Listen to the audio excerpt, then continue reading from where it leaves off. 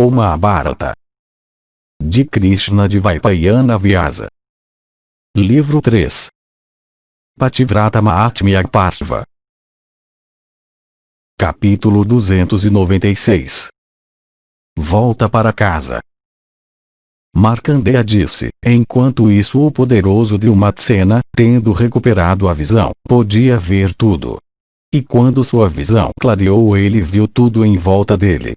E, ó touro da raça Bharata, indo com sua esposa Saivya a todos os retiros vizinhos à procura de seu filho, ele ficou extremamente aflito por causa dele.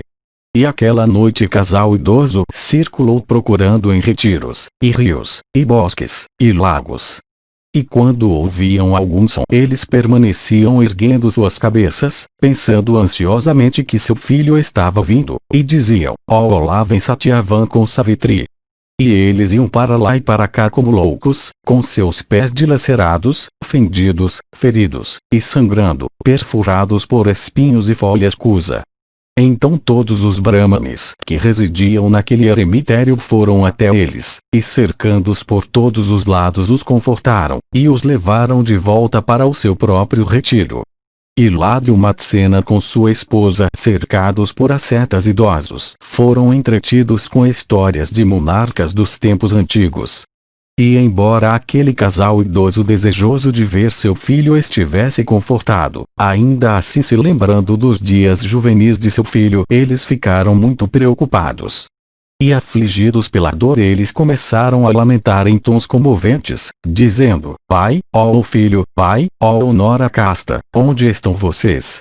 Então um brahmane sincero de nome Suvarshas falou a eles, dizendo: considerando as austeridades, autodomínio, e comportamento de sua esposa Savitri, não pode haver dúvida de que Satyavan vive. E Gautama disse: eu tenho estudado todos os Vedas com seus ramos, e eu adquiri grande mérito ascético. E eu tenho levado uma vida celibatária, praticando também um modo de vida brahmacharya. Eu tenho gratificado Agni meus superiores. Com a alma absorta eu também tenho cumprido todos os votos, e eu tenho, de acordo com a lei, frequentemente vivido só do ar. Em virtude deste mérito ascético eu estou ciente de todos os atos dos outros.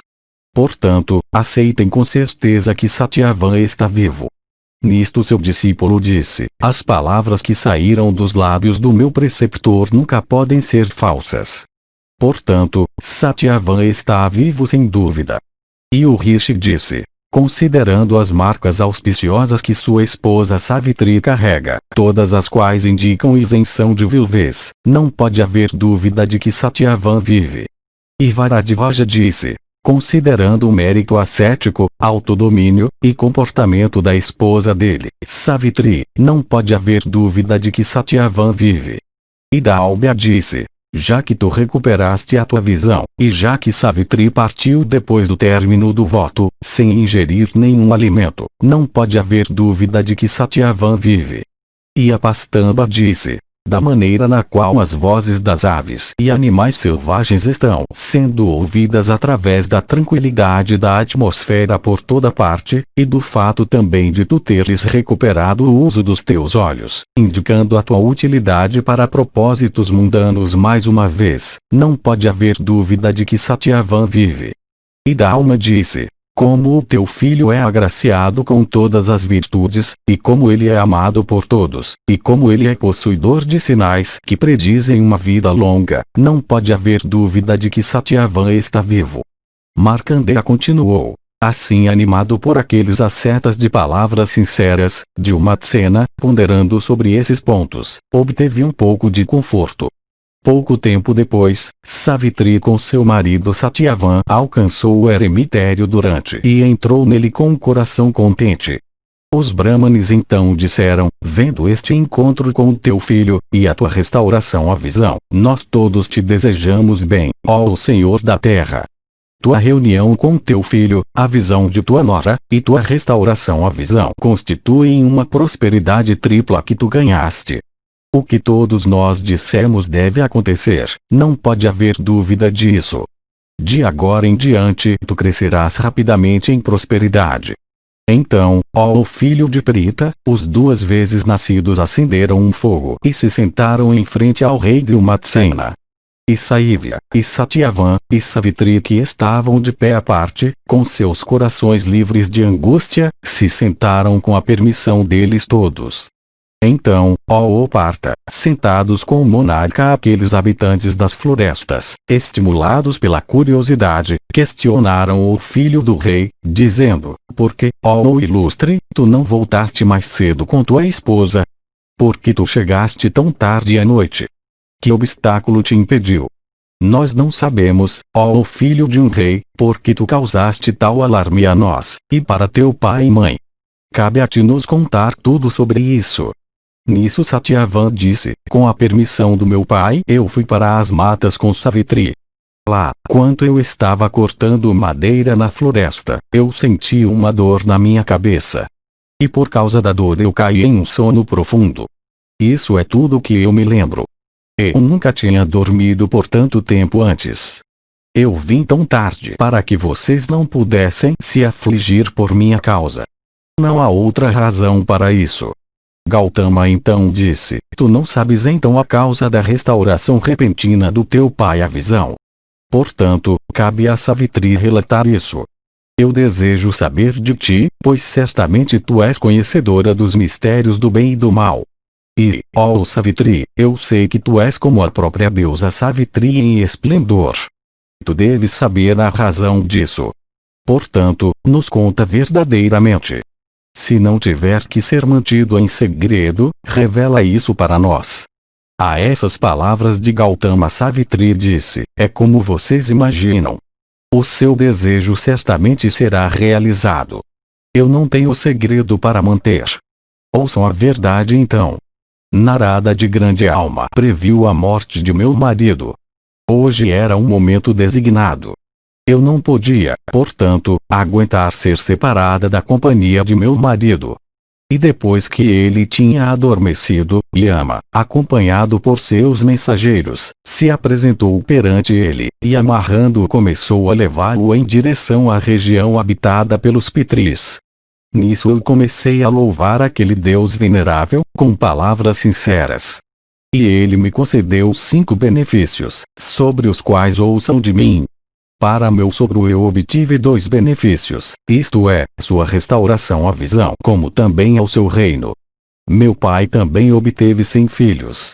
E eu mesmo obtive 100 filhos. E meu marido Satyavan obteve uma vida de 400 anos.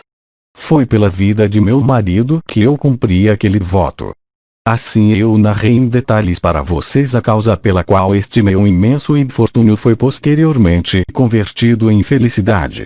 Os rishis disseram: ó senhora casta de disposição excelente, cumpridora de votos e dotada de virtude, e nascida de uma linhagem ilustre, por-te a família deste principal dos reis, que estava oprimida por calamidades e estava afundando em um oceano de escuridão, foi resgatada. Markandeya continuou: então, tendo elogiado e reverenciado aquela melhor das mulheres, aqueles rishis lá reunidos se despediram daquele principal dos reis assim como de seu filho. E tendo saudado-os dessa maneira, eles partiram rapidamente, em paz com corações alegres, para as suas respectivas residências. Capítulo 297. Boa sorte para todos. A história termina. Markandeya continuou: quando a noite tinha passado, e o orbe solar tinha se erguido, aqueles ascetas, tendo realizado seus ritos matinais, se reuniram. E embora aqueles sábios poderosos falassem repetidas vezes para Dhriumatsena da grande boa sorte de Savitri, ainda assim eles nunca estavam satisfeitos. E aconteceu, ó rei, que chegou lá naquele eremitério um grande grupo de pessoas de Salva. E eles trouxeram informações sobre o inimigo de Dhriumatsena ter sido assassinado pelo seu próprio ministro.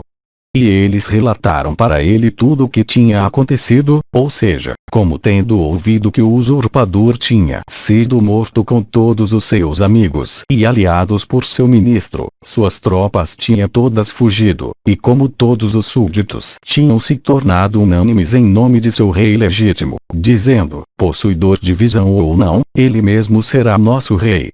E eles disseram, nós fomos enviados a ti por causa daquela resolução. Este teu carro, e este exército também composto de 4 tipos de forças, chegou por ti. Que o bem te aconteça, ó rei. Vem. Tu tens sido proclamado na cidade.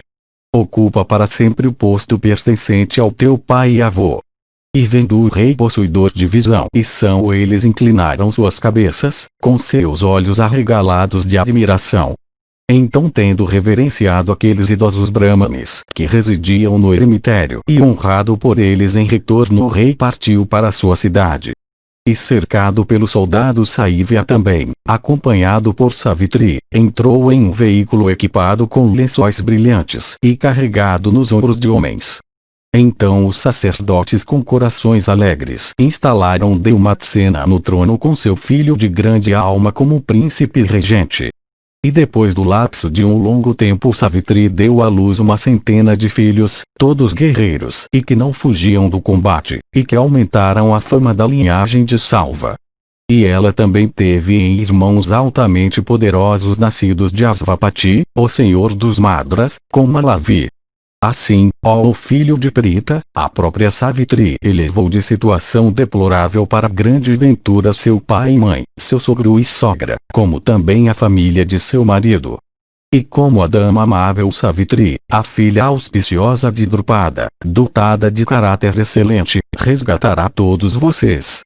Vaisampayana disse, assim exortado por aquele sábio de grande alma, o filho de Pandu, ó o rei, com a mente livre de ansiedade, continuou a viver na floresta de Kamyaka.